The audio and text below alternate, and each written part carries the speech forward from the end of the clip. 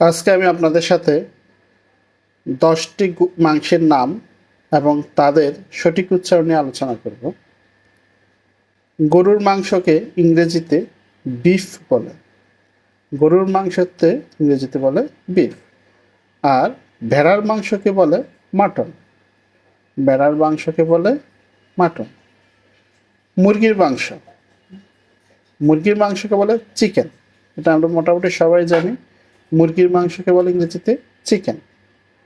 কচি ভেড়ার মাংসকে বলে লাম। কচি ভেড়ার মাংসকে বলে লাম। হাঁসের মাংসকে বলে ডাক। ডাকত তো হাঁস, হাঁসের মাংসকেও ডাক বলে। টার্কি পাখির মাংসকে টার্কি বলে। শূকরের মাংসকে ইংরেজিতে বলে পর্ক।